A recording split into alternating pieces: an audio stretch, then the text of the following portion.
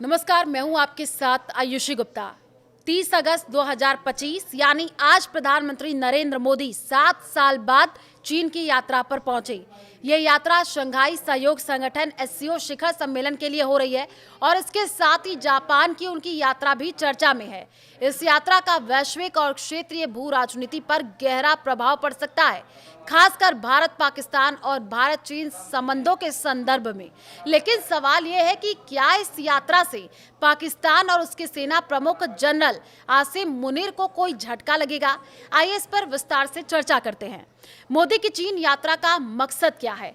प्रधानमंत्री मोदी की ये यात्रा भारत चीन संबंधों को स्थिर करने और व्यापारिक मुद्दों पर चर्चा करने का एक महत्वपूर्ण अवसर है। पिछले 5 वर्षों में भारत और चीन के बीच सीमा विवाद, खासकर पूर्वी लद्दाख में गतिरोध ने दोनों देशों के रिश्ते को तनावपूर्ण बनाया।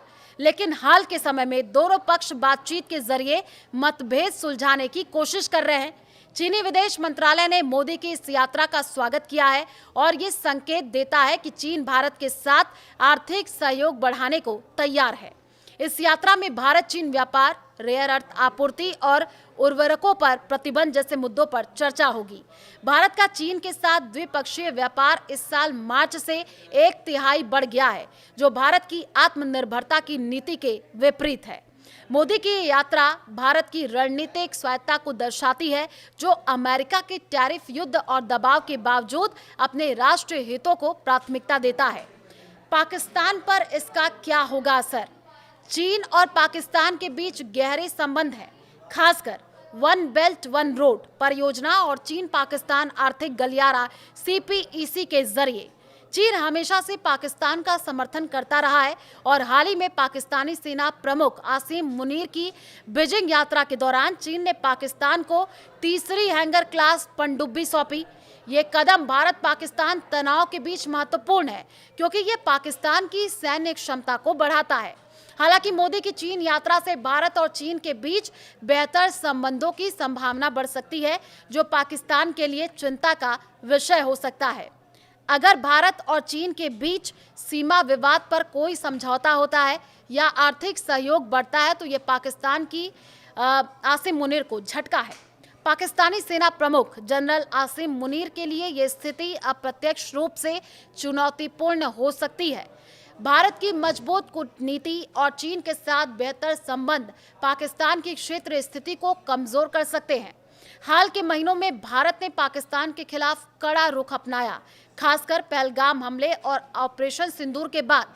भारत ने सिंधु जल समझौते को रद्द करने की धमकी दी, जिससे पाकिस्तान में जल और बिजली संकट गहरा सकता है। इसके अलावा भारत ने पाकिस्तान से आयात निर्यात पर पूर्ण प्रतिबंध लगा दिया, जिससे उसकी अर्थव्यवस्था पर दबाव बढ़ गया।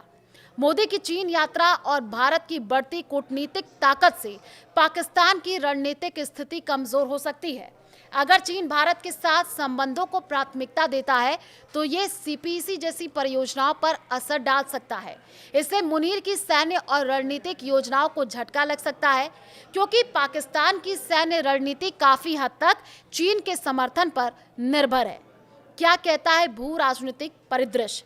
मोदी की यात्रा का एक बड़ा संदेश ये है कि भारत अपनी विदेश नीति में स्वतंत्रता बनाए रखना चाहता है। अमेरिका के साथ बढ़ते टैरिफ तनाव के बीच भारत का चीन और रूस जैसे देशों के साथ संबंध मजबूत करना एक रणनीतिक कदम है। ये पाकिस्तान के लिए एक चेतावनी हो सकता है, क्योंकि भारत की बढ़ती वैश्विक ताकत उसके क्षेत्रीय प्रभाव को कम कर सकती है। मोदी की चीन यात्रा से भारत चीन संबंधों में सुधार की संभावना है, जो पाकिस्तान और आसिम मुनीर के लिए रणनीतिक चुनौती पेश कर सकता है।